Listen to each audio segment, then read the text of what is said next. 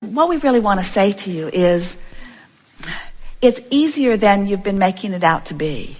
But you don't try very hard until you feel desperate. But when you're desperate, then it's a little bit harder, because then you've got all that manifestation that you have to overcome. But it really is an easy thing. These things we know about you. You are source energy in physical bodies, here intending not just occasionally, not just at the basketball game, not just at the football game in the moment of the touchdown of the team that you've bet your money on, not just at those peak moments. You have intended to experience bliss and joy and satisfaction and peacefulness and contentment and invigoration and passion, or some version of all of those things in every moment of every day. You are powerful, genius, brilliant creators, and the source within you is reveling on that wavelength and having those feelings all day, every day. And when you feel less than that, it's only because you're focused in a lesser vibration than you are worthy of, a lesser vibration than you deserve. Life is supposed to be fun. It's supposed to be fun. When you meet people, you're supposed to like them. When you listen to people, you're supposed to find interesting things. In every moment, there's the potential of a succulent, delicious thing occurring in every moment. And if you're not having lots and lots and lots of those moments, it's because you're vibrationally out of whack, and you can do something about it, you see. It's so worth doing something about it. Don't ask anybody to change. Don't ask anything to be different. Don't ask one thing to be different. Just accept, I have the power to feel good anyway. I have the power to feel good, even though my government has lost its mind. I have the power to feel good, even though the weather is not my favorite. I have the power to feel good, even though I have the power to feel good because I choose to, and because the source within me already is there and is rooting for me, is beaming a signal to me. And anything less than that is only because I'm not making the effort to focus myself into the feeling, which is the easiest thing in the world to do. We have enjoyed this interaction more than words can convey. And in fact, we have conveyed to you vibrationally much more than words will ever convey. You can feel our conviction. You can feel our knowing. You know that we know what we know. You know that we mean what we say. You know unequivocally, right here, right now, that you are worthy beings and life is supposed to be good for you. And we're not kidding you when we say we are aware of everything that is important to you, and we are focused with you into the success that you are reaching for. We're just asking you to take the shortcut. The emotional journey, it's the shortcut. Everything is perceptual. And so when your father says that we're locked in to this time-space reality, we say if he understood the variance in the points of view, he would hardly call it locked in. Okay. It only feels locked in because you establish this pattern of thought, which then law of attraction demonstrates to you. So it feels like you're locked in because change comes slow. But the only reason that change comes slow is because you keep thinking about the same things. Again, it's a perceptual thing. We get what he's talking about, this business of past, present, and future. And we would like to say that whether you are thinking about the past, or whether you're thinking about the present, or whether you're thinking about the future, you're doing it all right now. And there's another factor that he hasn't factored into it that matters more than everything else that he's considering, and that is, in this now, while I am considering my past, or while I am focused in my present, or while I in my human body am conjuring or imagining or speculating into the future, the factor that matters most is, what am I doing vibrationally in relationship to that larger I? In other words, what's the source within me thinking about my past while I'm thinking about my past? What's the source within me thinking about my now while I'm thinking about my now? In other words, whether it's past, present, or future is irrelevant, but whether it matches what source thinks is what's relevant. And that's the thing that almost nobody is considering. When you're thinking about your past and you're remembering being beaten up in the playground, or you're remembering not being honored by someone, or you're remembering feeling vulnerable, or even if you're remembering something that is more positive in nature, the question is, in the memory of it, is this memory of whatever it is I'm focused upon activating a vibration within me that in my powerful now gives me access to the power of now? Because source is always focused now. That's what we were trying to say to you when we say The source is coming forward into your now. You see, here we are, we're broadcasting all around the world, and some people, they're up in the middle of the night watching this broadcast. And it's in the middle of the night some places, and yet it's all right now, isn't it? Yes. And we say, it doesn't matter what time zone you're in, it's all happening now. And Source is rendezvousing with you in your now. That's the only thing that you need to consider in order to be in your full power. Yes. When people talk about time, when they talk about time, space, reality, we love your time, space, reality because it causes you to focus. But it causes you to focus now. It causes you to have an opportunity to have a relationship with Source who's focused now. And we promise you, the Source within you is not focused in your past. You were Source energy before you came into this physical body. A part of your consciousness came forth into this personality that you know as you. As you are exploring the pros and the cons and the pluses and the minuses, and I know what I don't want and I know what I do want, you're launching these preferences, these rockets of desire, and Source becomes immediate vibrationally involved in that. The Source within you becomes the vibrational equivalent of every request, and that's the now that you are reaching for. Oh, we've not said that before. So let's say it again. It is your vortex now that the Source within you is pulsing. And if you are pulsing anywhere short of that, then you're not in alignment with who you are. So, for example, let's say that in your 20s, something happened and you felt true disempowerment. Well, you launched a rocket of desire. You wanted to know your power. You wanted to feel your clarity. You wanted to be the equivalent of everything that you were reaching for.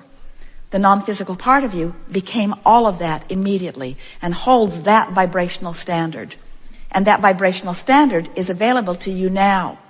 And when you care about how you feel so that you come into alignment with that happy feeling, now you are in your now, vibrationally being all that you have become. And anything less than that is what negative emotion feels like.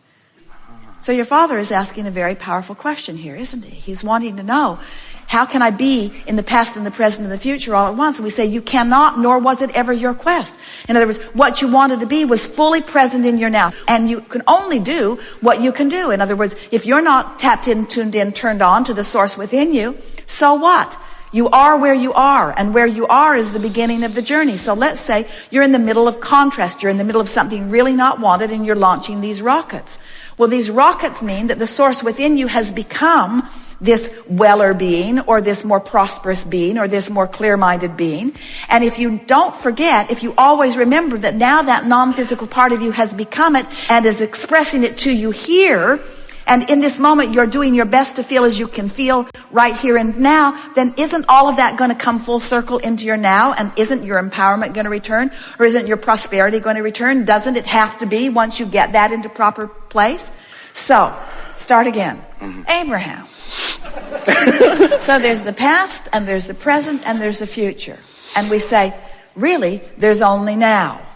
In the now you can be thinking about the past, you can be thinking about the present, you can be speculating or thinking about the future, but you're doing it all right now. And the big question is, while I'm doing any of those things now, what's my inner being doing about the thing that I'm doing right here and now? So as I'm thinking about my past and remembering getting beat up on the playground and resenting that rotten kid who beat me up that year and the next year and the next year and the next year and the next year, and I've hated him ever since. Ooh, I have so much resentment about all of that. As I'm thinking about that now, the only question worth asking is, what's my inner being thinking about that right now? Because remember, your inner being is focused where you're focused. The question is my inner being in agreement with the way I am focusing? And when I'm full of resentment, what does that tell you? What's the clue? My inner being is not in agreement with my assessment of what happened. Well, is my inner being stupid? I remember it clearly. I was there. Why is my inner being trying to make sunshine out of something that was so rotten? And we say, because your inner being knew that in that contrast you were launching rockets, and your inner being immediately became the vibrational equivalent. Your inner being took the bounce. Your inner being received the gift. Your inner being received the expansion. Your inner being lived what you intended to live through the process, and your inner being remembers it all. All right, so that's what making peace with something is. It's that even though it was something unwanted, there was value that came from it, which I have the ability to focus upon right now. So if I want to be in alignment with the source within me, and I'm going to insist on thinking about the past, then I have to find a way of thinking about the past that matches the way my inner being thinks about the past. And my inner being revels in every piece of life experience that I have lived, because it contributed to this vortex version that my inner being is now living fully. Are you with us so far? So now let's take another run at it. So everything that I lived in my past, or even in my present, is causing an expansion of me for which the source within me is joyful.